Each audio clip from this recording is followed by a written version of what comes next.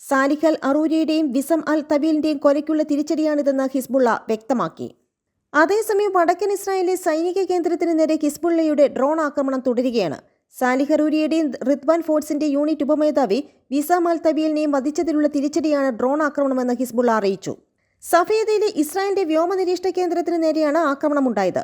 October 7-ന് ശേഷം ആദ്യമായാണ് Israel സൈനിക കേന്ദ്രത്തിന് നേരെ ഹിസ്ബുള്ള ഇത്തരമൊരു ആക്രമണം നടത്തുന്നത്. ലെബനാൻ അതിർത്തിയിൽ നിന്ന് 14 കിലോമീറ്റർ അകലെയാണ് സൈനിക കേന്ദ്രം. ചൊവ്വാഴ്ച തെക്കൻ ലെബനാനിൽ ഇസ്രായേൽ നടത്തിയ വ്യോമാക്രമണത്തിൽ 3 ഹിസ്ബുള്ള പോരാളികളും കൊല്ലപ്പെട്ടു. ലെബനാനെ ആക്രമിച്ചാൽ തിരിച്ചടിക്കുമെന്ന് ഹിസ്ബുള്ള നേതാവ് ഹസൻ നസ്രുള്ള കഴിഞ്ഞ ആഴ്ച 2 തവണ TV പ്രഭാഷണത്തിൽ മുന്നറിയിപ്പ് നൽകിയിരുന്നു. ഹിസ്ബുള്ളയുടെ തിരിച്ചടി ഭയന്ന ആയിരങ്ങൾ അതിർത്തി പ്രദേശങ്ങളിൽ നിന്ന് ഒഴിഞ്ഞു പോകുകയാണ്. സംഘർഷത്തിന് പരിഹാരം തേടി US വിദേശകാര്യ സെക്രട്ടറി ആന്റണി ബ്ലിങ്കൻ പശ്ചിമേഷ്യ പര്യടനത്തിലാണ്. ഇതിനിടെയാണ് സംഘർഷം കൂടുതൽ മേഖലകളിലേക്ക് വ്യാപിക്കുന്നത്. വിസം അൽ തവീസൽ മജ്ദുൽ സലം ഗ്രാമത്തിൽ നടന്ന ആക്രമണത്തിലാണ് മരിച്ചത്.